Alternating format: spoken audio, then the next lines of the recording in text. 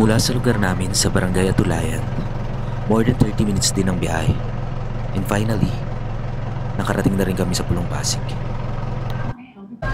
Pagkadating namin, kumuha na rin kami ng cottage and ito na nga pala yung napili namin.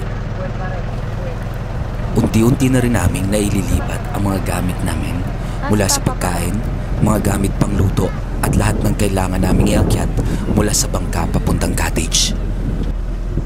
Shoutout pala sa dalawang boys na to, si Jay at ang napakagandang lalaki na si Kenneth. Salamat guys sa paglipat ng mga gamit natin. Also, shoutout din sa iyo Sir Louie. Siya nga pala yung may-ari ng bangkang sinakyan namin papunta rito. Pagkatapos naming maglipad, si Kuya na may-ari ng cottage nagalok sa akin ng sariwang alimasag na huli niya mismo sa paglalakad.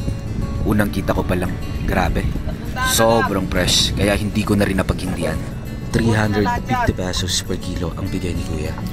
Pero dahil kasama ko ang utol ko nung oras na to, natawaran pa niya ng 300 pesos na lang per kilo. Ayos diba?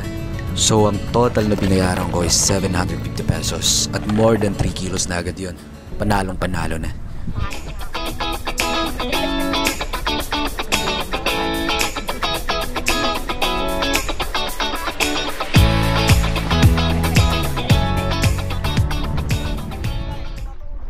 Let me take you to one of Quezon Province's hidden gems, Pulong Pasig Sandbar. Hindi lang siya basta sandbar. This place is a slice of paradise. Located sa bayan ng Calawag, Quezon. Si Pulong Pasig ay isang white sandbar na umahaba ng more than 600 meters kapag low tide. Grabe, as in literal na mahaba at maputi ang buhangin. Tapos crystal clear pa ang tubig. Kaya kung gusto mo ng lugar na walang crowd, walang commercial noise, ito na yon. Nature lang, peace lang. Alam mo yung feeling na ikaw lang ang tao sa buong mundo. Ganito yung vibes sa Pulong Pasig. Tahimik, malinis, presko ang hangin. At kung titingin ka sa paligid, dagat lang, langit lang. Sometimes, that's all you need to breathe again. Sa mundo nating sobrang bilis, minsan kailangan natin ng ganitong lugar. Yung walang ingay, walang distraction. Sa Pulong Pasig, maaalala mo ulit kung paano makinig sa sarili mong katahimikan. At kung ikaw ay may isang Kuya Ike o Tatay Pilo na kasama, mas malalim pa ang kwentuhan. Kidding aside, shoutout nga pala dito sa napakagandang lalaki na to. Hi Kenneth, tumira ka na naman, manang-mana ka talaga sa tito mo. At dito naman tayo ngayon sa mga pagkain. Si Tatay Pilo nga pala ang nagluto ng aming mga handa ngayon. Pagka-uwi galing dagat, diretso kusina si tatay. Walang tulog, walang reklamo, basta makapagluto ng special na handa para sa amin.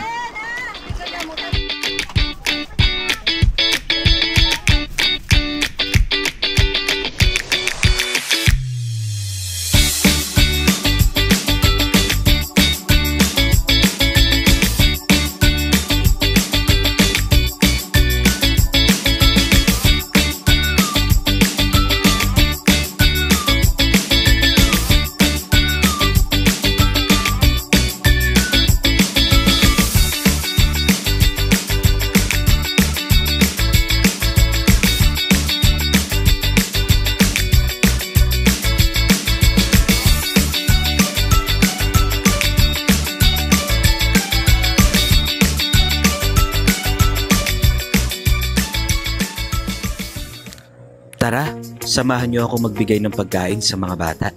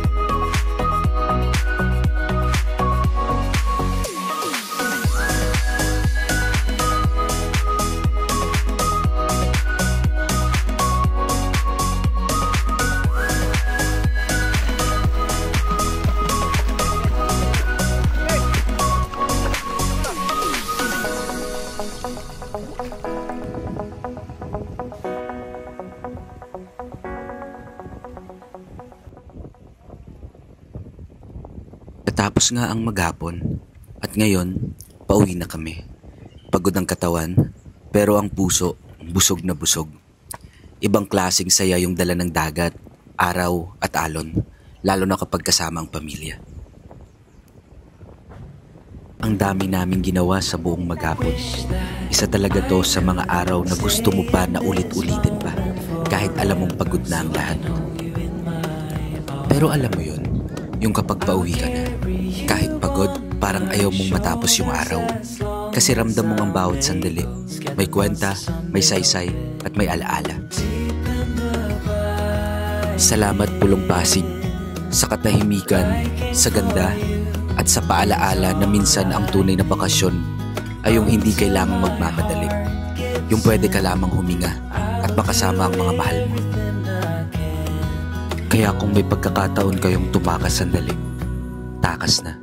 Hindi para tumakbo palayo, kundi para bumalik sa sarili. Hanggang sa susunod na lakad, sama-sama ulit tayo. Ingat sa biyahe at salamat sa pagsama sa amin sa kwento ng isang simpleng masayang araw.